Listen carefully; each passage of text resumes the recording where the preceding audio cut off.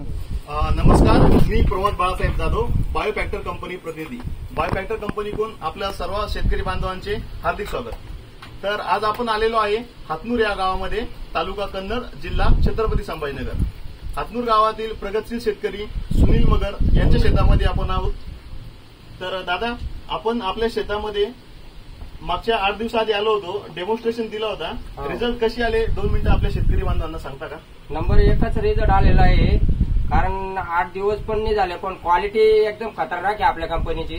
आणि त्याची मुळ्या सगळ्यात हे बघा कसं आहे, त्याच्या मुळ्या वगैरे क्वालिटी झाडाची कशी आहे, एकदम नंबर 1 आहे. आणि कंपनीचे खत असल्यामुळे पाणी पण कमी प्रमाणात टाकलं गेलं त्याला, पण क्वालिटी म्हणजे क्वालिटी झाली नंबर 1. म्हणजे याच्यामध्ये आपण रासायनिक टाकलं, रासायनिक याच्यामध्ये आपण बायो फर्टिलायझर कंपनीचं खत. तर याचे रिझल्ट तुम्हाला कंपनीचं एकदम 100% आलं. आणि जे हे टाकल्याच्या नंतर याच्यात रिझल्टच नाही आला.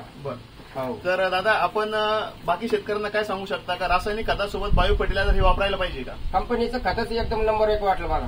कारण हे टाकल्याच्या नंतर बी पण तेच, बी पण तेच होतं. तुमच्या हातानेच तुम्ही टाकलं होतं? मी स्वतः टाकलं. पाणी टाकणार मी कबा असं नाही कबा दुसरा माणूस येऊन पाणी कमी जादा झालं, प्रोटेक्शन कमी पडलं, काहीच नाही झालं त्याला.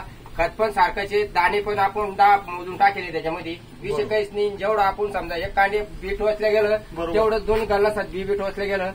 पण कंपनीचं रिझल्ट खत वगैरे व्यवस्थितशीर, मला कंपनीचा रिझल्ट भारी वाटला. चालेल दादा, धन्यवाद.